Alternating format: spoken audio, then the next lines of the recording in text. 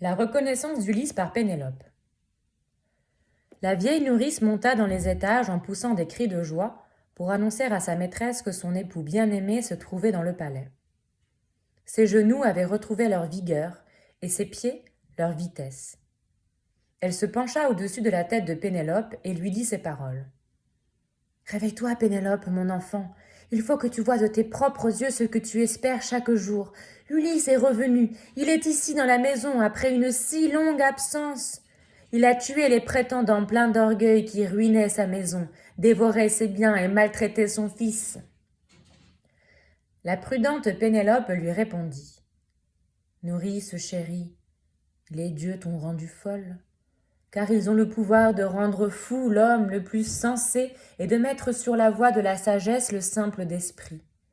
Ce sont eux qui ont troublé ta raison.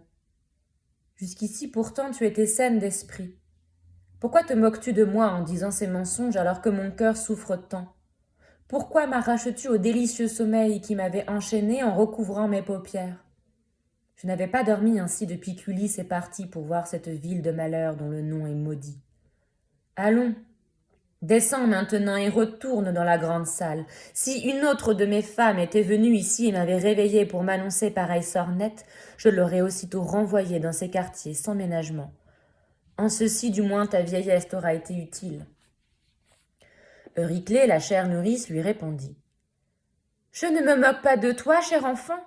Ulysse est vraiment revenu. Il est dans la maison, comme je te le dis. C'est l'étranger que tous traitaient avec mépris dans le palais. Télémaque, lui, savait depuis longtemps qu'il était ici, mais il a eu la prudence de ne pas révéler les plans de son père afin qu'il se venge des violences de ces hommes insolents. » Ainsi parla-t-elle, et Pénélope se réjouit.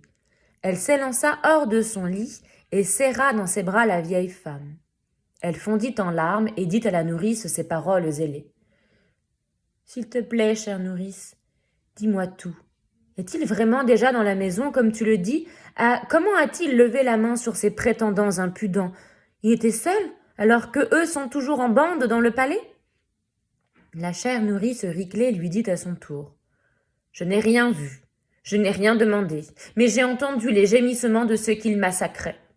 Quant à nous, terrifiés, nous sommes restés assises au fond de notre chambre close, derrière les portes bien fermées, jusqu'à ce que Télémaque m'appelle de la salle, comme son père le lui avait ordonné.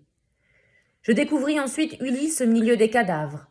Ils gisaient tout autour de lui sur le sol inébranlable, empilés les uns sur les autres. Cela t'aurait fait chaud au cœur de le voir maculé de sang et de poussière, tel un lion. Les corps sont maintenant tous entassés aux portes de la cour.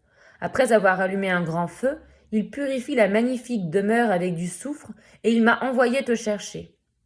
Suis-moi vite afin que vos cœurs puissent retrouver le chemin de la joie après avoir souffert tant de malheurs. Ton souhait est enfin exaucé.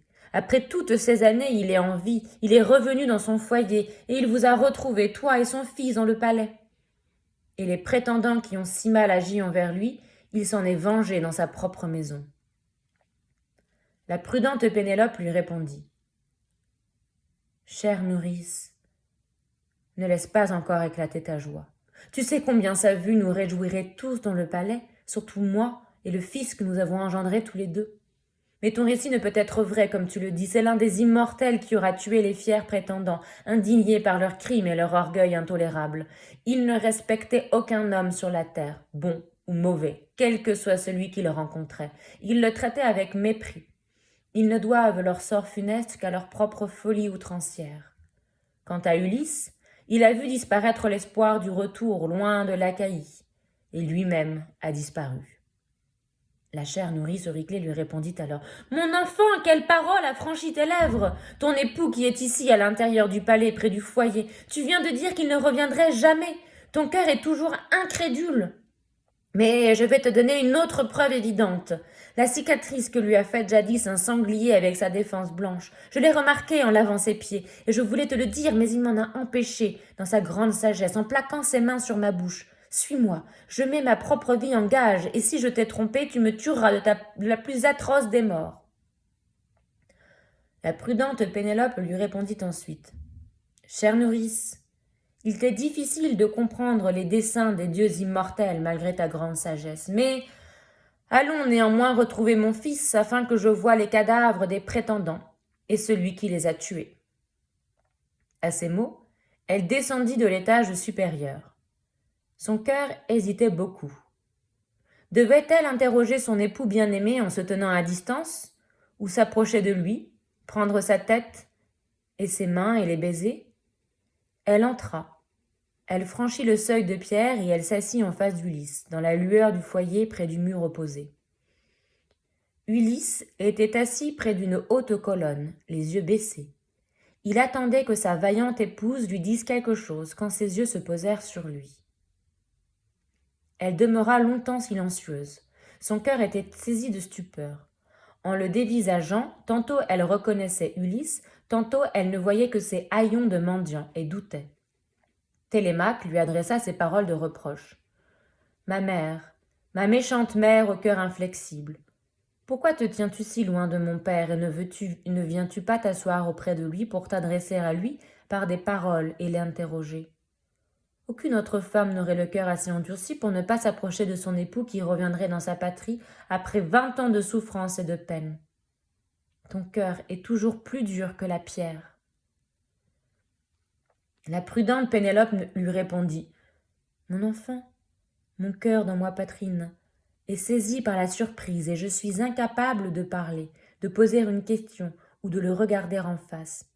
Mais s'il est vraiment Ulysse, s'il est enfin de retour, nous nous reconnaîtrons tous les deux, mieux encore, car il existe entre nous des signes qui sont ignorés de tous et connus de nous seuls. » Ainsi parla-t-elle, et le divin Ulysse, qui avait enduré 1000 épreuves, eut un sourire.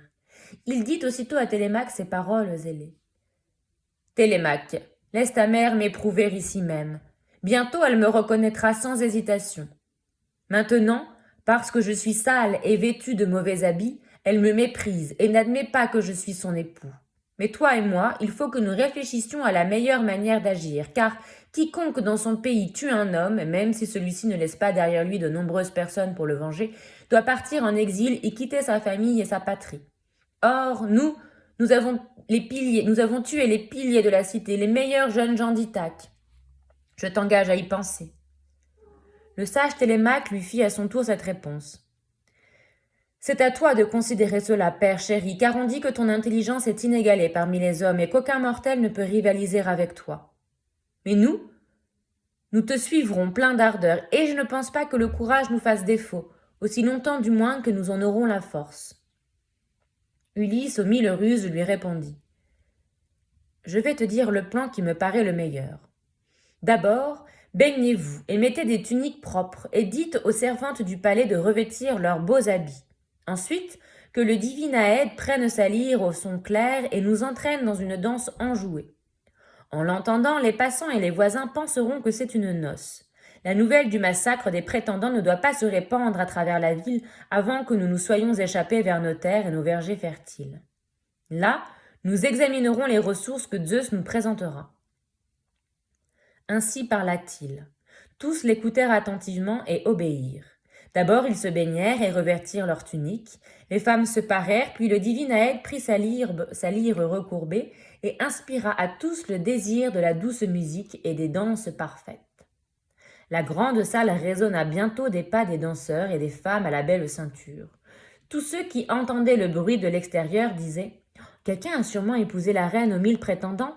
La malheureuse, elle n'a pas eu le cœur de garder jusqu'à la fin la grande demeure de son époux légitime en attendant qu'il revienne. » Voilà ce qu'on racontait, sans savoir ce qui était arrivé.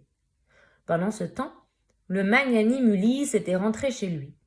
L'intendante Eurynomée le baigna, le frotta d'huile et le revêtit d'un beau manteau et d'une tunique. Athéna répandit ensuite généreusement la beauté sur sa tête. Elle le rendit plus beau à voir et plus fort, et fit descendre de sa tête une chevelure bouclée, pareille à la fleur de jacinthe. Comme lorsqu'un artisan coule de l'or sur de l'argent, un artisan habile à qui Héphaïstos et Pallas Athéna ont enseigné tous les arts, et qu'il exécute des ouvrages pleins de grâce. Ainsi, lui versa-t-elle la grâce sur la tête et les épaules. Il sortit du bain avec le corps d'un dieu et retourna s'asseoir sur le siège qu'il avait quitté, en face de son épouse. Il lui fit ce discours. « Insensé, Jamais les habitants de l'Olympe n'ont donné à une femme délicate un cœur plus sec. Aucune autre femme n'aurait le cœur assez endurci pour ne pas s'approcher de son époux qui reviendrait dans sa patrie, après 20 ans de souffrance et de peine. Mais allons, nourrice, dresse-moi un lit que je dorme seule. C'est un cœur de fer qu'elle a dans la poitrine. La prudente Pénélope dit à son tour. Insensée, je ne suis ni orgueilleuse, ni méprisante, ni trop admirative, et je sais très bien comment tu étais lorsque tu as quitté Ithaque sur ton navire aux longues rames. Mais viens, Euryclée, prépare le lit solide à l'extérieur de la chambre nuptiale qu'il a construite lui-même. Transporte-y le lit, puis prépare une couche en y jetant des fourrures, des couvertures et des étoffes chatoyantes. Elle parlait ainsi pour mettre son époux à l'épreuve. Ulysse laissa éclater sa colère et dit à sa fidèle épouse « Femme, tu viens de prononcer une parole qui me brise le cœur. Qui a pu déplacer mon lit ? Ce serait difficile même pour un homme très habile, à moins qu'un dieu ne soit venu en personne, car s'il le voulait, il pourrait le déplacer facilement. Mais aucun homme vivant, même dans la force de la jeunesse, ne pourrait le faire bouger aisément, car ce lit ouvragé a dans sa construction une particularité remarquable, et c'est moi qui l'ai construit et aucun autre. Un tronc d'olivier à longues feuilles avait poussé dans l'enceinte de la cour. Il était vigoureux, florissant, épais comme une colonne. Je construisis la chambre autour de lui avec des pierres bien jointives. Je la recouvris soigneusement et j'ajoutai des portes bien ajustées et solidement fixées. Ensuite, j'élaguai la chevelure de l'olivier aux longues feuilles. Je coupai le tronc près de la racine, je le polis parfaitement avec du bronze et je l'alignai au cordeau pour en faire le pied du lit. Je le perçai de part en part avec une vrille. À partir de ce pied, je façonnai le reste du lit et quand il fut bien poli, je l'incrustai d'or, d'argent et d'ivoire. Enfin, je tendis à l'intérieur des courroies en cuir de bœuf d'un pourpre éclatant. Voilà le signe que je te donne. Mais j'ignore, femme, si mon lit est encore à sa place ou si un autre homme l'a déplacé en coupant l'olivier à sa base. Ainsi parla-t-il, et Pénélope sentit ses genoux et son cœur se dérober. Elle avait reconnu les signes indubitables qu'Ulysse lui avait indiqués. Elle fondit en larmes et se précipita vers lui. Elle jeta ses mains autour du cou d'Ulysse, lui embrassa le visage et lui dit « Ulysse, ne sois pas en colère contre moi, toi qui as toujours été le plus sage des hommes. Ce sont les dieux qui nous ont apporté le malheur. Ils étaient jaloux de nous voir jouir de la jeunesse et arriver au seuil de la vieillesse toujours l'un près de l'autre. Ne te fâche pas contre moi maintenant.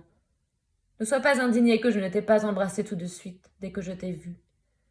Dans ma poitrine, mon cœur craignait toujours qu'un mortel ne vienne ici pour me tromper par ses discours. Ils sont nombreux à méditer des manœuvres malhonnêtes. Mais désormais, puisque tu as exposé ces preuves évidentes, les détails de notre lit qu'aucun mortel n'avait vus, hormis toi et moi, et une seule servante, Actoris, que mon père m'a donnée quand je suis venue ici, et qui gardait pour nous les portes de notre chambre bien bâtie, tu as fléchi mon cœur si inflexible. Ainsi parla-t-elle, et ces mots augmentèrent en Ulysse le désir de gémir. Et il pleura, en tenant dans ses bras son épouse bien-aimée et fidèle. Comme la vue de la terre remplit de joie les naufragés lorsque Poséidon a brisé en haute mer leur navire bien bâti, en le ballottant au gré des vents et des vagues, et que seuls quelques-uns regagnent sains et saufs la terre ferme à la nage, le corps recouvert d'écume et montent avec bonheur sur le rivage rescapé du désastre, ainsi Pénélope éprouvait de la joie en contemplant son époux et ne pouvait détacher ses bras blancs de son cou. Pendant ce temps, Eurynomée et la nourrice préparaient le lit à la lumière des torches flamboyantes en le couvrant de tissu moelleux. Quand elles eurent en toute hâte apprêté le lit solide, la vieille Euryclée retourna dans sa chambre pour se coucher. Eurynomée, la femme de chambre munie d'un flambeau, précéda les deux époux jusqu'à leur lit, et quand elle les eut conduits dans leur chambre, elle se retira. Ils retrouvèrent avec joie le rite de leur lit ancien. Télémaque, le bouvier et le porcher reposèrent leurs pieds qui dansaient et demandèrent aux femmes de s'arrêter aussi, puis ils se couchèrent dans les salles obscures du palais. Quand les deux époux eurent joui des plaisirs de l'amour, ils se livrèrent au plaisir de la parole en se contant l'un à l'autre leur histoire. Elle, divine entre toutes les femmes, racontait ses souffrances dans le palais à voir la foule odieuse des prétendants immoler à cause d'elle de nombreux bœufs et de grasses brebis et puiser sans cesse du vin dans les amphores. Le noble Ulysse racontait tous les malheurs qu'il avait infligés aux hommes et tous ceux qu'il avait lui-même subis. Elle prenait plaisir à l'écouter, et le sommeil ne tomba sur ses paupières que lorsqu'il lui racontait toute son histoire. Au petit matin, Ulysse et Télémaque vont retrouver Laërte. Les âmes des prétendants sont conduites aux enfers. Ulysse retrouve son père et l'éprouve avant de dévoiler son identité. Le fils, le père et le grand-père sont réunis. Ils s'attablent pour fêter les retrouvailles. La nouvelle du massacre s'est répandue à Ithaque. Certains prennent les armes pour se venger, mais Athéna intervient pour rétablir la concorde.